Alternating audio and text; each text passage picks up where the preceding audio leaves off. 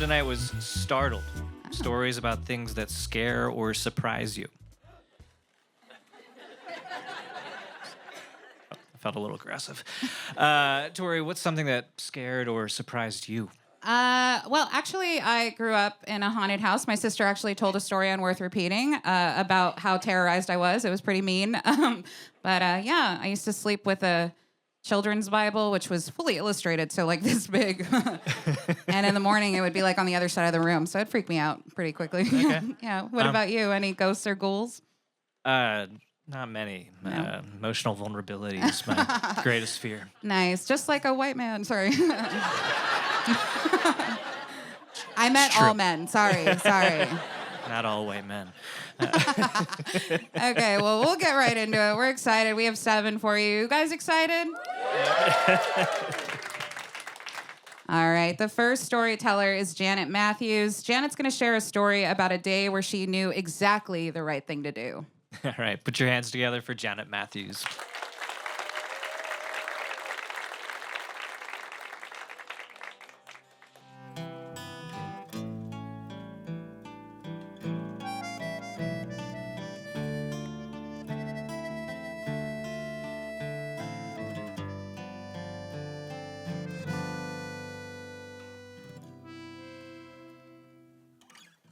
I had a really bad childhood, but looking back, it made me a stronger person. My father was a cop in Dallas, a dirty cop in the KKK. My mother was a housewife that didn't do housework. They got married, had a son, bought a 2-bedroom house near a school, thought they'd live there forever. 5 years after my brother, I was born, and I ruined their life. They cursed the day I was born. My mother was really upset because she had to learn to drive now. I observed my parents, and by the time I was 3, I knew they weren't good people. They were hateful and mean. They hated blacks, they hated Mexicans, they hated Jews, which at 3 I had no idea what that was. And my mother hated pretty women because they were all bitches. After I was born, my father ignored me, which was good. But I decided that whatever they did or said, the exact opposite was the correct thing to do. And I've never been proven wrong. 9 years after I was born, a sister was born, but that was no problem because we could share a room in the house that we had to move into after I was born. But my 2 siblings were golden. They had to do no chores. I did chores before kindergarten. Cinderella. And my 2 siblings were not to be harmed. But I was fair game to the pack of wolves. By the time I was 9, my father quit ignoring me. He would randomly come in and start beating the crap out of me when I was reading a book. And he was over 6 feet tall, and I fought back. And I never won. But I gave him a hard time, sort of, kind of, not really. But sometimes it went out into the hall, and when he was finished, he'd throw me down, and I would slide down the floor, and my right knee would crash into a door jamb and bleed all over the floor, and then I'd get in trouble for that too. But I also had an injured jaw that in my 30s had to be rebuilt from the deteriorating problems from that. And I was covered in bruises. Nobody noticed, neighbors, school teachers. But I survived it. And when I was 16, I started working downtown at accounts payable at a company riding the city bus. And one day in the early 70s, I got on the bus, and the first 6 seats were taken up by white men in suits. And the way the seats were, there were 3 on this side of the aisle and 3 on this side facing the aisle, and the rest of the seats on either side of the aisle faced the front of the bus.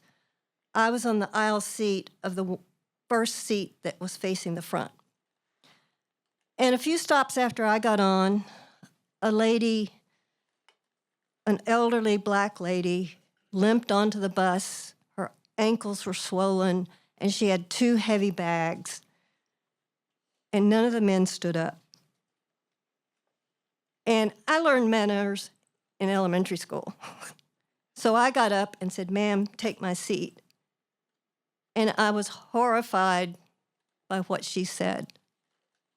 She said, "I have to go to the back of the bus."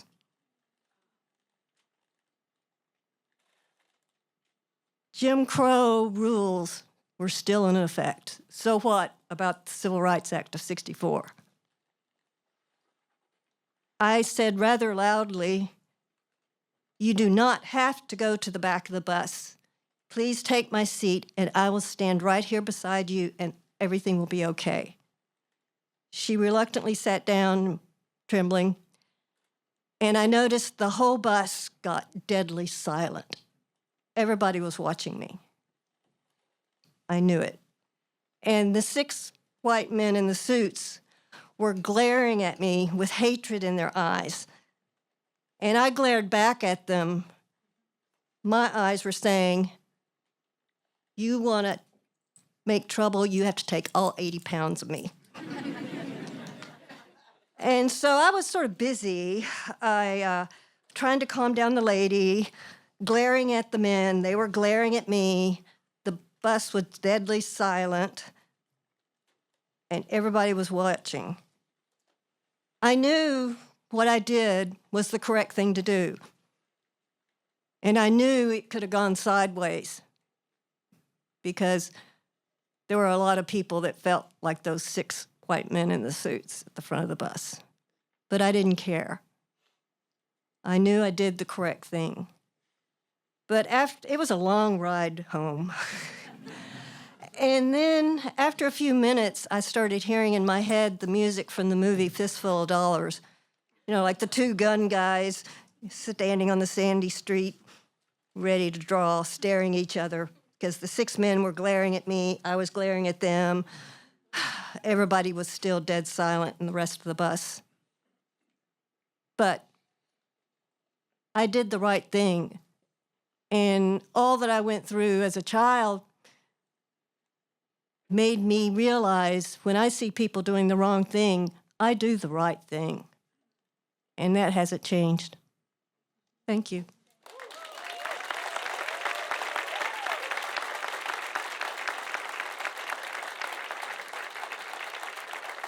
One more time for Janet.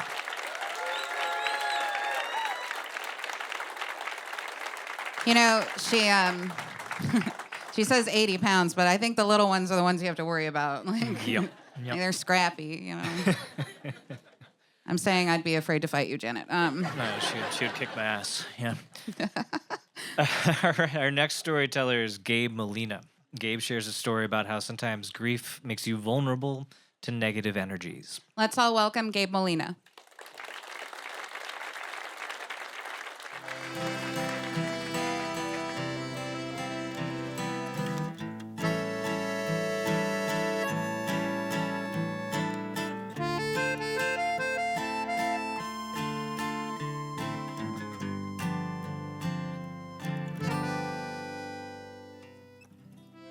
November 17th, 2023, Vidal Bear Molina died on the kitchen floor in the house where he raised a family in George West, Texas. My brother Joe called me. I was at work. It was a Friday. He said, "Hey, Dad's having a heart attack, and they're working on him." Dad had been sick a long time. He had a pacemaker, defibrillator. We've been throwing him his last birthday party since he was like 65, you know? So it's kind of one of those things where it's like, his pacemaker will go off, his defibrillator will hit him, and he'll come out of it. He'll be all right. He'll be sore, but he'll be okay. So I get up to leave work. I go get in the truck.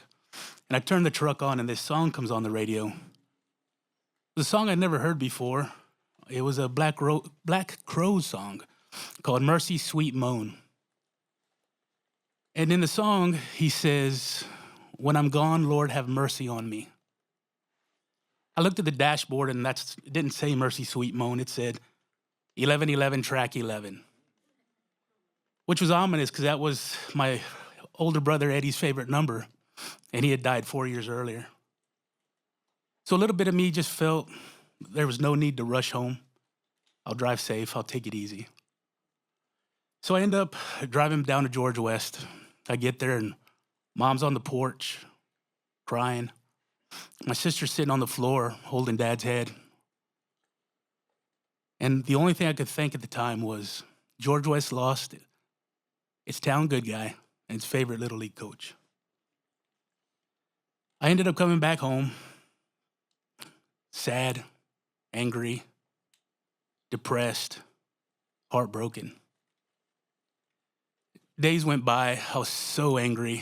I was mad at everybody, mad at the world.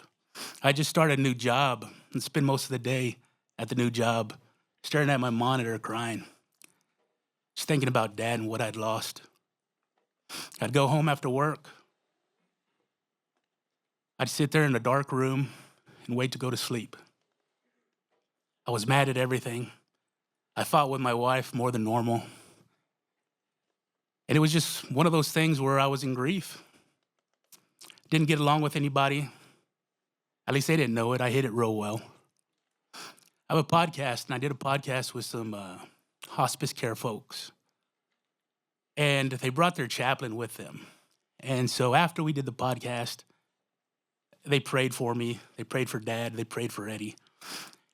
They leave, and my friend asked me, she says, "Hey, how did that make you feel?" And I said, "You know what, honestly, wasn't anything that they said or the talk about Jesus or the Bible or anything we were talking about. I said, but I was just so angry. It made me mad." I said, "I don't know why."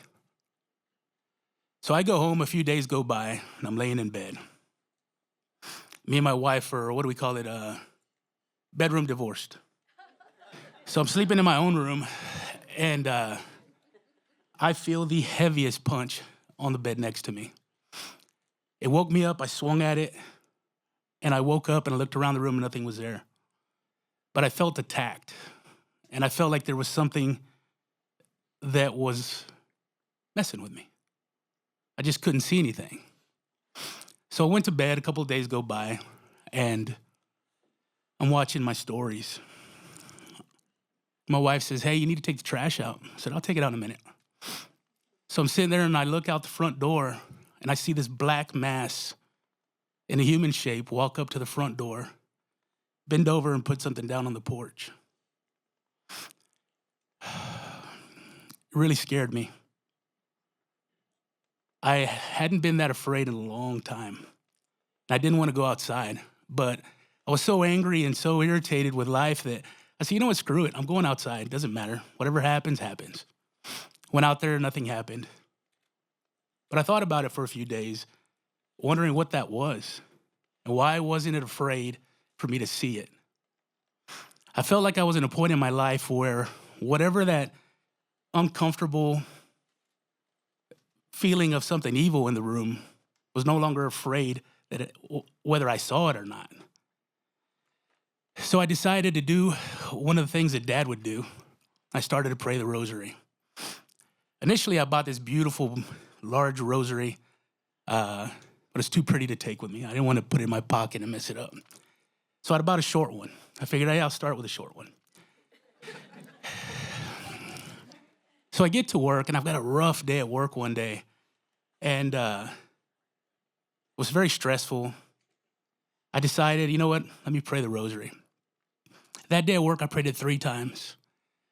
And the next day, I realized I had 3 scratches on my ankle. A couple of days later, my wife tells me, "Hey, look at this scratch on my arm." So I told her, I said, "You know what? I started praying the rosary, and ever since I started doing that, we started getting scratched." I said, "So you know what? Let's just keep praying.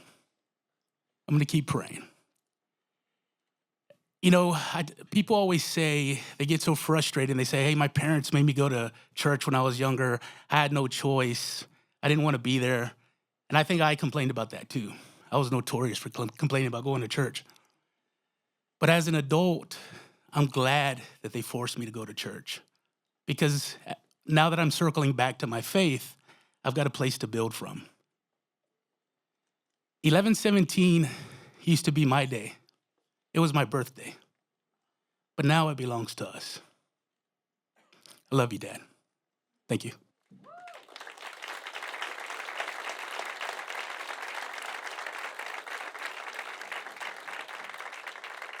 Let's hear it for Gabe's dad one more time.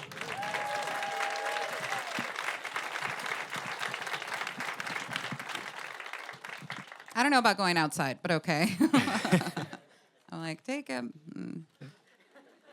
I'm really kind of fixated on the bedroom divorce. Yeah, thing. bedroom. You're like, can I pitch this to my wife? Interesting. With the king bed, that's sort of bedroom separation. My cave, your cave. Yeah.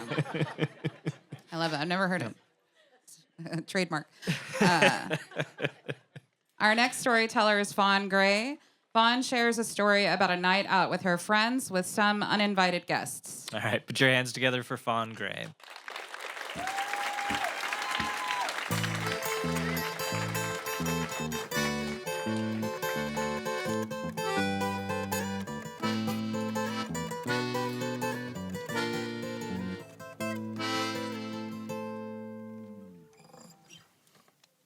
Good evening. I'm LaPon Apache, and the story I'm going to tell you today has Native American lore regarding Comanche Lookout Park in San Antonio, Texas. So the year was 1999. I was 16, and my best friend and I were trying to go out. So she wasn't supposed to be seeing this boy at the time. She was probably grounded or something. So we concocted this story to tell her parents so she could come out with me. We said something like, we're going to Taco Bell, Border Town, or we had a UIL competition. So with that, I was driving a 1985 Cutlass Cruiser blue Oldsmobile station wagon, and I went and picked up my best friend and her little sister. And then we picked up the boys we weren't supposed to see. So I always had a calling to Comanche Park. On this particular night, we drove out there and parked on the residential side and started on our little adventure, doing things teenagers like to do. And you got to remember, this park is not what you're used to seeing today. It doesn't have sidewalks and lights and directions and parking. And it was pitch black. This is very late at night. And the only path that is ahead of you is one that somebody else has taken, created for you. So the five of us are going up this hill, just very steep, and you're just hearing like crickets and spookiness and whatever you hear out there in the woods. We get to the top of the hill, and then the vibes are really weird. We're seeing like an animal carcass with decaying fur that's matted and bones. And we see another set of bones. And we're like, this is creepy. Let's get to the view, right?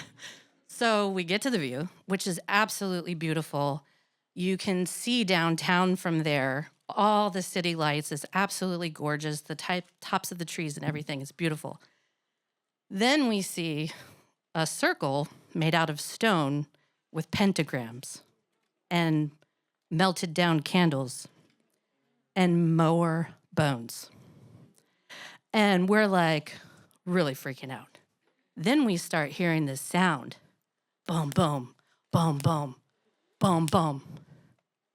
And we're looking at each other like, is that fireworks? Is it a marching band? It's way too late for that. Boom, boom, boom, boom. And someone said, it sounds like somebody's jumping on the roof of your car. Boom, boom. Somebody's jumping on the roof of my car. So we haul butt down the hill. We turn the corner and it stops. So there's 5 of us, 3 girls and 2 boys, and we're all roostered up, ready to fight. expecting to see some kids, giggling and doing whatever. No one's there. The car's totally fine. So we're all getting in the car, heading home. While we're in the car, we're still kind of freaked out over what happened. Unexplainable noises. The phone rings. Now, this is 1999. There's only one phone, and it lives in the glove box. So my friend pulls the phone out of the glove box, answers it. No one's there. She hangs up the phone, puts it back in the glove box. We get home, very late at this time. Her mom's not there. So we're like, score, let's keep the night going and have a sleepover. So the girls start getting their things ready to have a sleepover. And before we leave, we play the messages on the answering machine to check in.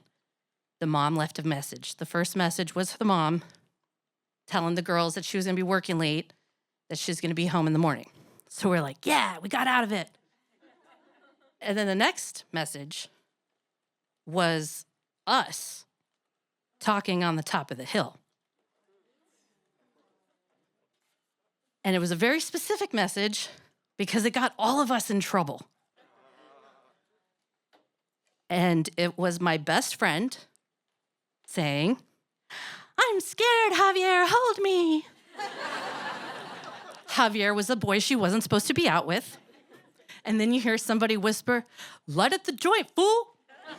And we're all laughing, cracking up as we're walking up this hill. And we look at each other like, how is this possible? My friend's like, delete, delete, delete. It won't delete. She freaks out and rips the answering machine out of the wall. And we're just like, let's get out of here. Like, what was that? To this day, we can't explain how that happened because none of us had cell phones. The one cell phone was in the glove box. And there's no other way of explaining what that was other than maybe it was our ancestors trying to tell us, don't lie, don't sneak out, don't be pendejas, and to just enjoy each other's company. Thank you.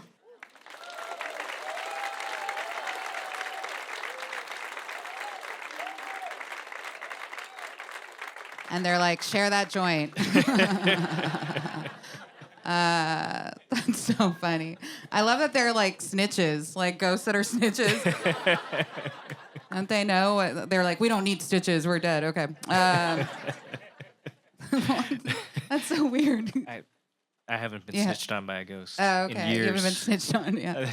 The scary part of that story for me is that 1999 now sounds like a period before lights, communication, and infrastructure of any kind. It's like Yeah, I was wasn't in the college. world supposed to? Yeah, Jesus. I thought the world was supposed to end in '99. No, that was 2000. Yeah. Yeah. All right. We're still here. Spoiler alert. All right, our next storyteller is Mac McDowell. Mac shares a story about a chance warning that saved a crew.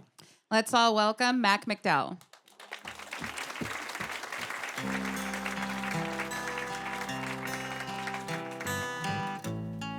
How are you all doing tonight? Good, good.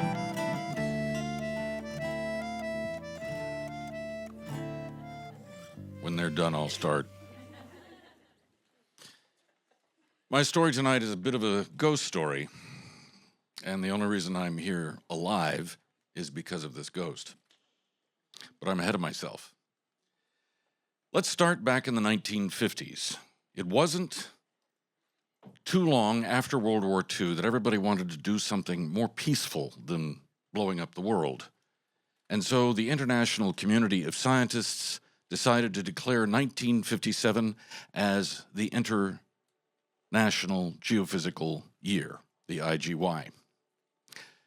Now, the IGY was designed to do all kinds of things, and we got lots of things done that year. Sputnik was launched. We discovered the Van Allen belts. The air traffic control system agreed to English as being the international language for air traffic control. And Operation Deep Freeze was formed. Now, Operation Deep Freeze was the United States Navy's plan to support the scientific operations to investigate Antarctica, which had previously been investigated very little. In 1957, the Navy had the task of establishing 5 stations: South Pole Station, McMurdo Station, Sipel Station, Palmer Station, and Bird Station. Now, Bird Station was a set of tunnels underneath the snow. We didn't know what we were doing, so we decided to do that. It was a bad idea. It ultimately collapsed, but not while anybody was in it. But the first year, 1957, you had to have a skeleton crew over the winter. Now, understand, daylight in Antarctica lasts 6 months, and darkness lasts for 6 months. And you can get nothing done during the Antarctic night. So a skeleton crew was established to maintain the stations all across Antarctica, and there were 5 sailors assigned to Bird Station. One of them was a gentleman by the name of William, who everybody called Willie. And as the long, dark Antarctic night weared on his psyche, he became more and more depressed. And one evening, he said to his shipmates, "I'm going outside to clear the snow off the antennas," which was a normal chore. They had to do that almost daily. So he went outside, but he never came back. Now, there were 4 men left at the station, and they could not launch much of a search and rescue mission. So what did they do? They looked. They never found him. But oddly enough, strange things started happening in the station after that. For instance, the coffee maker would come on without anybody touching it. The cans in the pantry were all of a sudden well ordered with all the labels facing out. And this continued from 1957 all the way to the point when that station was closed and replaced with Bird Surface Camp. Now let's fast forward to 1980, when I was assigned to Bird Surface Camp, along with Al and Sean and 5 other men. Al was my counterpart in the weather office. He had to take weather observations 24 hours a day, every hour. He was night shift, I was day shift, so to speak. It was daylight all the time. So he was there that night when the Herbie hit. What's a Herbie? Hurricane Force Blizzard. It's called Herbie because it's abbreviated on the weather forms as HUR-B. So we call it a Herbie. 50-mile-an-hour winds, 70-mile-an-hour gusts. And during all of this, the chimney on the stove that kept us warm, part of it blew off. And what happened was the wind was forcing exhaust gas back down through the stove into the main hut. Now, Al was unaware of this. He just knew he had a very serious headache, and it was time for his weather ob.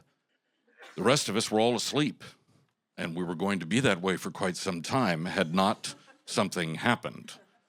Al walked out, passed out because of the fresh air, and fell face first into the snow. Now, Sean was in a different hut. He was tending the generator. He was reading a book when he was startled by a knocking at the hut door. Well, not so much knocking as Sean described it, more like frantic banging. And he thought, well, this is odd. So he went to the door because the doors weren't locked, opened it up, and all he saw was a wall of white snow moving sideways. He had a very bad feeling. So he grabbed the rope that connected all of the huts and hand over fist followed the trail until he stumbled literally across boots in the snow. That was all that was uncovered from Al. Sean immediately knew what was happening, so he uncovered Al and he carried him towards the main hut and opened the door to the main hut and instantly knew that the air was poisoned. So he thought, well, I can't leave Al here. I'm going to take him back to the generator hut. And one by one, Sean, who was a big man, and if you want to get an image of what he looked like, Chewbacca the Wookiee is probably close. And he pulled us out one by one to the generator hut.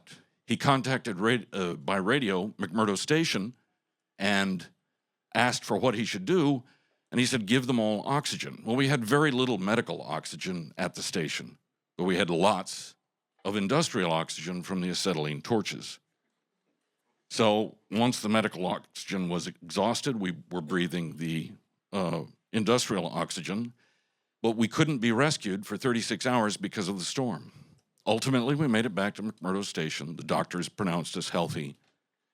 And in the report that Sean wrote up for the Navy, a part was edited out. And that was the part about how Willie banged on the door. He was convinced it was Willie. And so am I. What about you?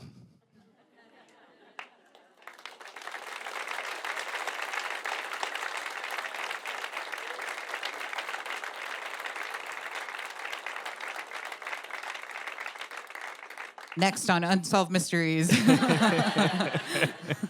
the whole vibe. I love it. I'm into it. What'd you think? Was it Willie? Willie. Willie, yeah. Yeah. What a silly name. I like it. Yeah. Last three. All right, our next storyteller is Angie Whitehead. Angie shares a story about a job that came with some ghosts that needed attention. Please join me in welcoming Angie Whitehead.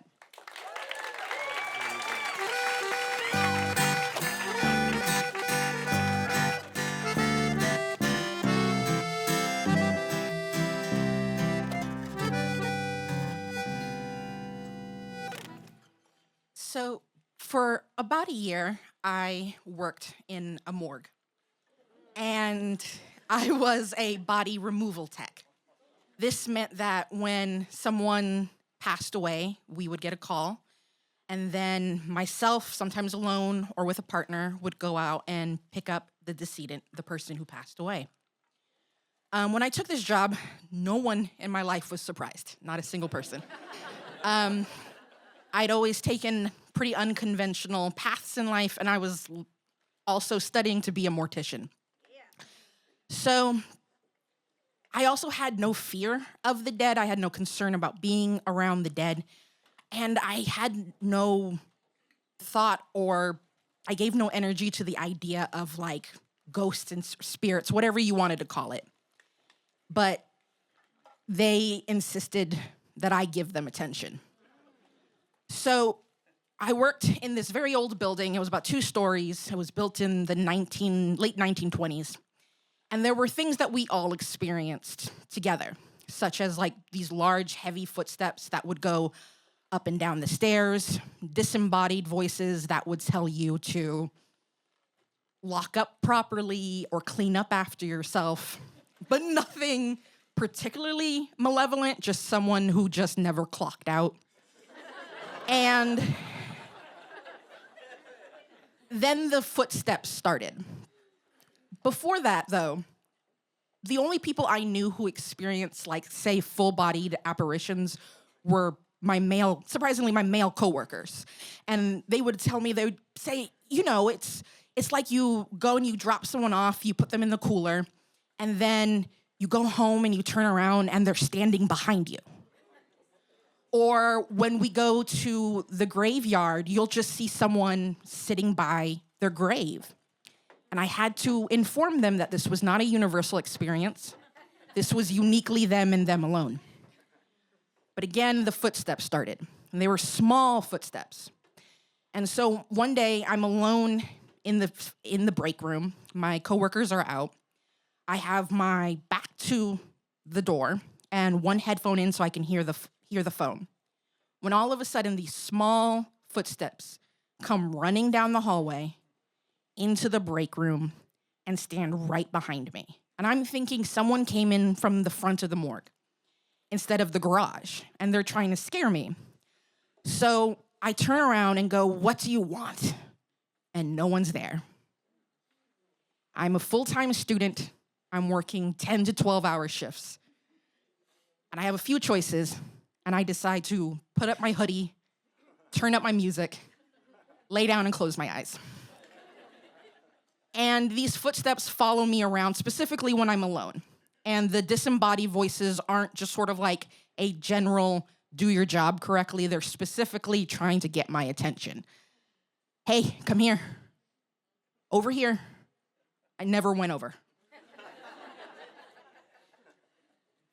And then one night, it's me and 2 other coworkers. We worked overnights. 3 women sitting in a break room. One is doing her homework. One's playing on her phone. I'm reading. And it's a slow night. There's not a whole lot going on when all of a sudden we hear wheeling from the public-facing side of the morgue. Now, again, this is overnight, so there should be no one there. All the lights are off. Two of us get up, we go check, only as far as the light goes, and there's no noise, there's no one. We go back in. We decide that if anything weird happens again, we pack our things up, we go sit outside in one of the vans. As if something hurt us, chairs start dragging across the floor. And that's when I remember that they had just rearranged the furniture out there. And I'm like, this can't be happening. I hear all the time that ghosts don't like when you rearrange things. This can't be happening. And then it's not just dragging the furniture, it's dragging the chairs and slamming them down. At this point, we're not doing this. We're throwing our things in our bag. My coworker who's doing her homework, I'm going, what are you doing? How much do you have left? Type faster, type faster. And then all of a sudden, something, bam, slams into the wall. All three of us scream bloody murder, grab our things, book it down the hallway, get in the van, and go sit out in the parking lot. We spent the next 2 weeks out in the parking lot. I'm no longer studying to be a mortician. And I am extremely cautious around graveyards.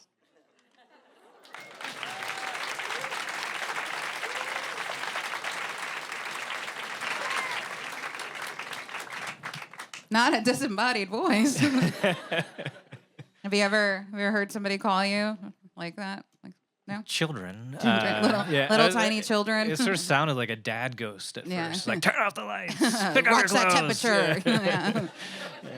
That air conditioning is too low. Completely me. Yeah. That's real creepy. Thank you, Angie. I'll be thinking about tiny children's feet as I go to bed tonight. All right. That's you, right? Or no, it's me. I think it's you. Don't yell at me Yeah. like that ever again. Our next storyteller is Gloria Quesada. Gloria shares a story about a cold-blooded family friend. Let's all welcome Gloria Quesada.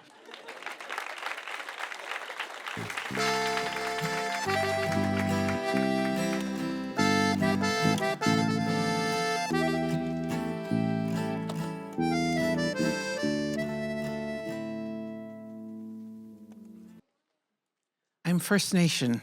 I'm a Dene. I am Talahumara and Mandan. I was raised with a tradition of animism, that everything has a spirit, and that we live in the world, the special world, where our grandmother is the moon, and the sun is our father, and we live on Mother Earth. My story starts out with my grandfather. His name was Manuel.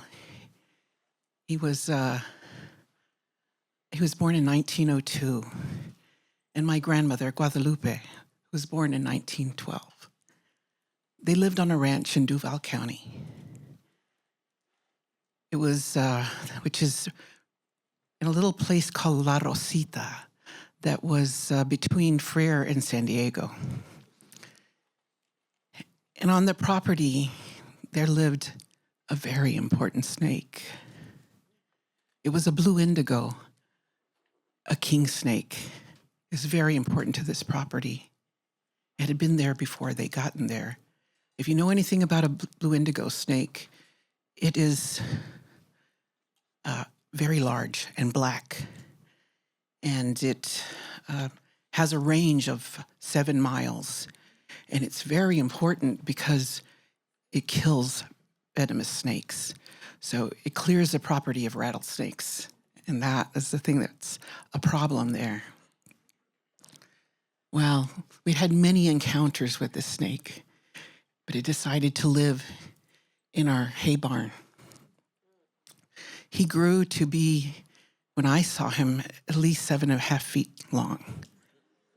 And in our barn, we had, it was a corrugated roof with 4 poles. And as we put hay in there, we would lift up higher and lower depending on how much hay we had. On the weekends, I would go spend on the farm with my grandfather, and we would work on the corrals. And even though I was small, we all had chores that we had to do. That particular weekend, I remember that we vaccinated the cows and dipped them, and then my grandfather made sure that they were moved out to another pasture. And afterwards, I just went and sat in the shadiest place, which was the hay barn. My grandfather drove up on his truck after he had finished taking care of the cows, and he walked up to me and he says, "No te muevas, no te muevas. Mi amigo está aquí." And I said, and I looked at his face, and it wasn't sad or upset. He was smiling. And then I looked down, and the blue indigo was slivering right by my leg. He had the girth that was as big as my thigh. And I saw him take the corner of one of the bales of hay, and I saw a glimmer of iridescent purple and blue. And then on his underbelly, as he turned, was a little bit of salmon. And that was my encounter with the blue indigo. But several things happened when he lived in the barn, and he took care of our property and took care of all of us. If we had been Celtic people, they would have called the blue indigo a familiar. But he was truly to us a great spirit, a great protector of our land. He lived in the barn in the good seasons because he'd eat the vermin and the mice and any other snakes that came by, and he'd have his territory that he took care of. And that at a certain point, when things got very rough and dry, like it does here in South Texas, he would go and live under the ranch house.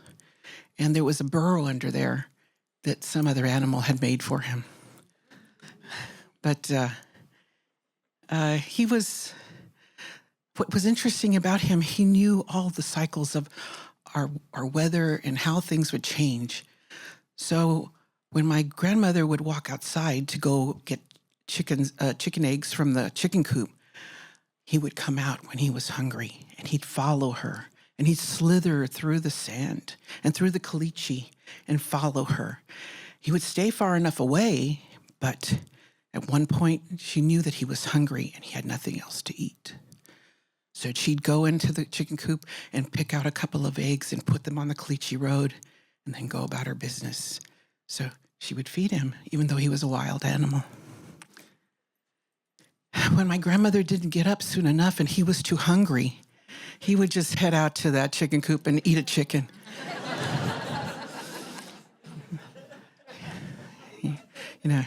He was really a very important, it was very, very important relationship between him and my grandfather. They saw each other all the time. And I don't believe that anybody ever got bit by a rattlesnake on our property because of that snake. I am a practicing shaman now, and I continue on with my lineage. And there have been several fire ceremonies that we've had, and the snake has returned. The blue indigo has come out of the fire and slithered around, but he always keeps his distance from me. I've seen him twice. I believe that he came back so I could remember my grandmother and grandfather, and so that it could help me remember their love for the land and their love of the spirits of the land, and that know that in my bloodline, I carry a great protector, the blue indigo.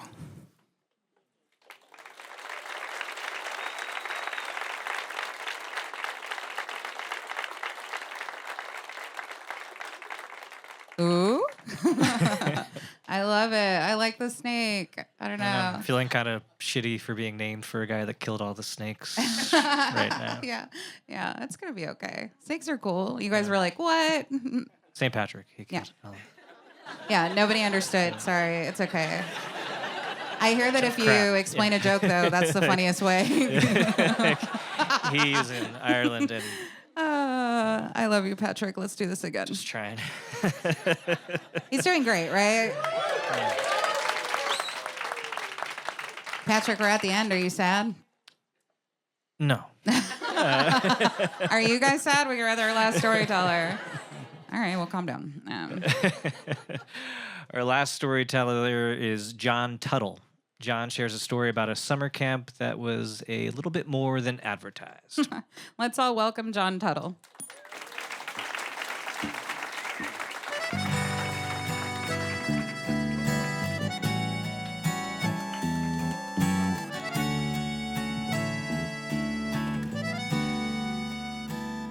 All right.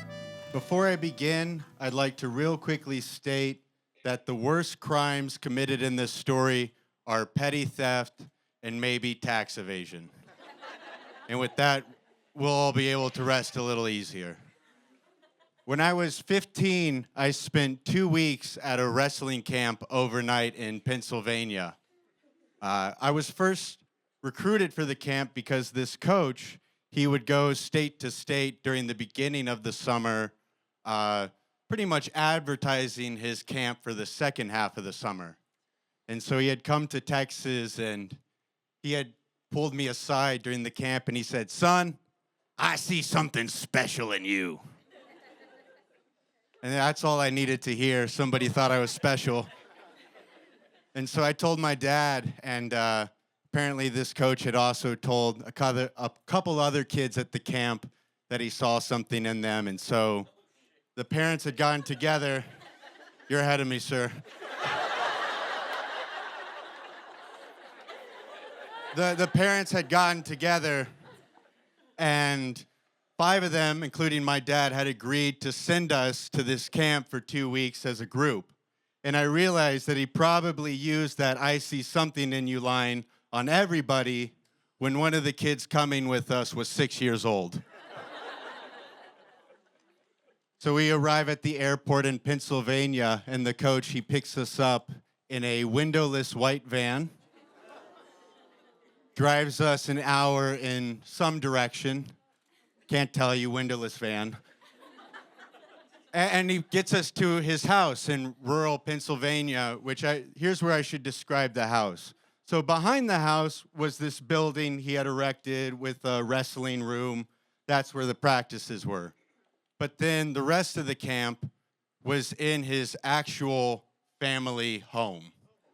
And so he had taken a 2-story suburban home and erected a drywall halfway through the house and hollowed out the back half of the house.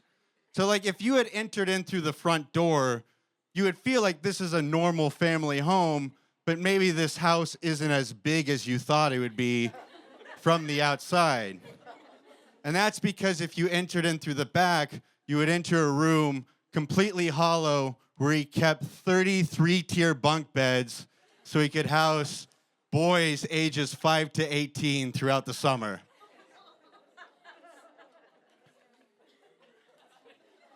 Petty theft and tax evasion, yeah.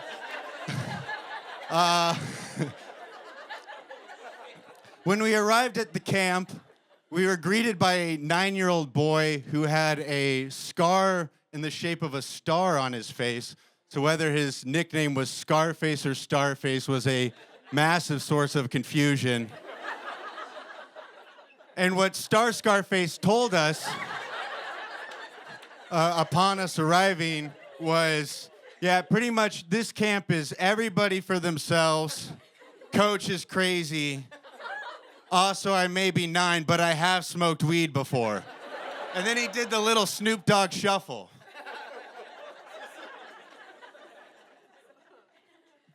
As soon as we entered the house, they took our phones. And this was the first sign of, what kids had been here before and who was new. Because all the kids who had been to one of these camps before had a second phone. Luckily for me, there was so much turnover with the counselors at this camp that come the second week, we had an entirely new staff, and I just told them I never brought my phone in the first place. The older kids, the kids who had been there before, they told us stories from the past, and my favorite one was that one time Coach had been driving them down the highway in the windowless van, and he pulled over to the side for a second and said, "All right, I need to nap. 10-minute power naps." And then he fell asleep.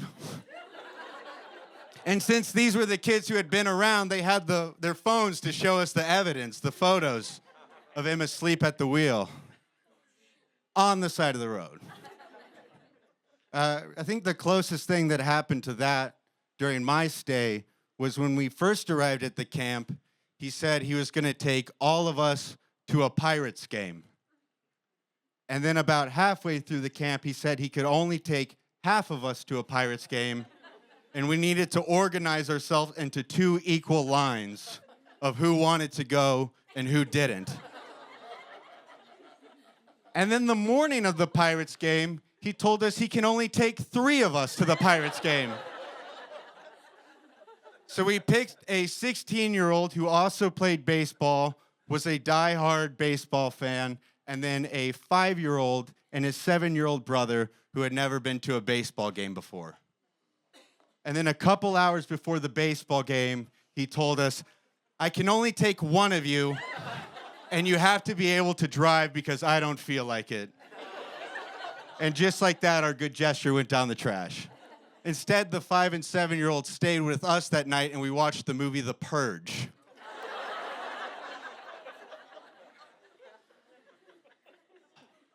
You may find yourself wondering, why would kids keep going to this camp? And it was a good camp, but also late at night, a couple kids knew that if you moved one of these refrigerators, there was a staircase that led to the attic. And within the attic was boxes full of training gear and merch for Penn State, Oklahoma, and Iowa State, which is amateur wrestling royalty. Those are the best programs. And these kids would loot him.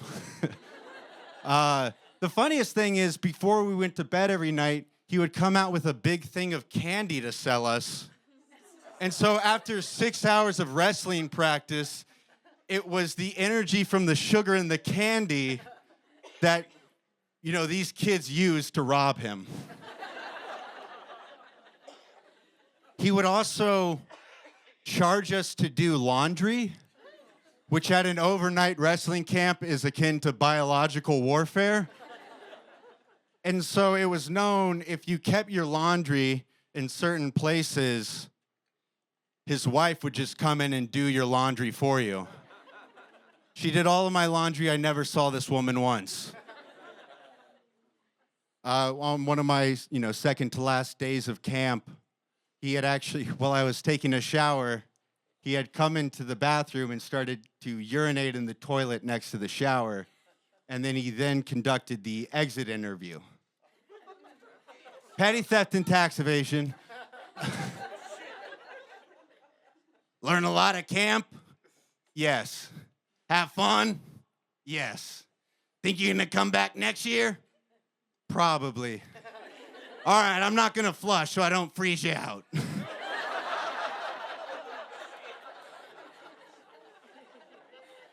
And so on the last day of camp, a couple hours before he was supposed to take us to the airport, he took us out to this U-Haul behind his house, opened it up, and inside of it was a bunch of very nice Olympic wrestling and training merch and prototype shoes that had never been released by Nike and New Balance.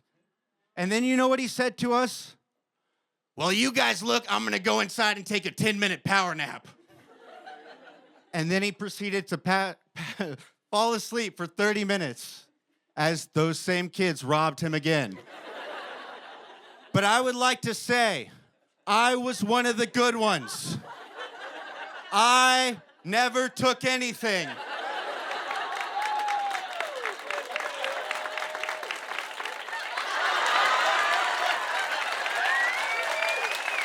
Thank you, I'm John Tuttle.